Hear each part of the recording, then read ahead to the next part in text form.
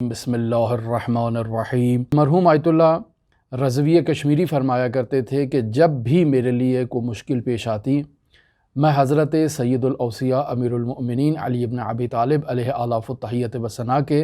حرم مطہر میں صحن میں جا کر 7 مرتبہ نعت علی کی تلاوت کرتا، میری تمام مشکلات برطرف ہو جایا کرتی تھیں۔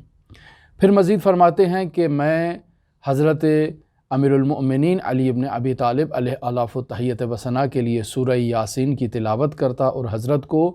تحفہ بھیجتا، ہدیہ دیتا تو میری مشکلات برطرف ہو جاتی اور حضرت میرے اوپر توجہ کرتے۔ اور کیوں توجہ نہ کریں؟ انسان عام روٹین کی لائف میں اس چیز کو مد نظر رکھے کہ جب بھی انسان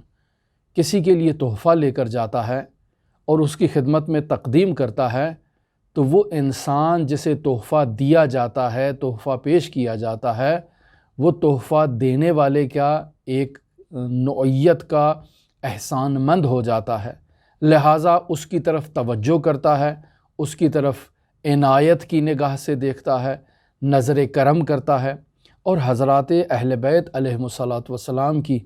ہستیاں وہ ہستیاں ہیں کہ جن کے لیے زیارت جامع کبیرہ میں یہ بات واضح تحریر کی گئی ہے وَسَجِیَّتُکُمُ الْکَرَم، یعنی یہ وہ ہستیاں ہیں کہ جن کی سجیت کے اندر کیا ہے؟ کرم ہے۔ لہٰذا حضرات اہل بیت علیہم الصلاۃ والسلام کے لیے اگر کوئی چیز تحفہ بھیجی جائے تو وہ انسان کو خالی نہیں لوٹاتے۔ حل جزاء الاحسان الا الاحسان کے مطابق وہ اس تحفہ دینے والے کے ساتھ بھی احسان سے اور نظر کرم کے ساتھ اس کے اوپر توجہ کرتے ہیں اور اس کے احسان کا بدلہ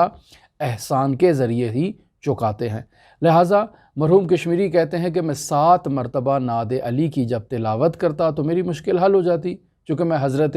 امیر المومنین علی بن ابی طالب علیہ آلاف التحیت و ثنا سے استمداد طلب کر رہا ہوں۔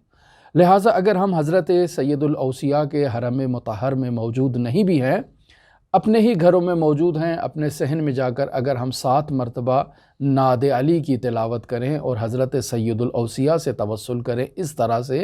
تو یقیناً حضرت سید الاوصیاء ہماری استمداد کریں گے اور ہماری اس مشکل میں مشکل روائی کریں گے۔ یہ جیسے مرحوم کشمیری رحمۃ اللہ علیہ سورہ یاسین کی تلاوت کرتے اور حضرت مولا الموحدین کو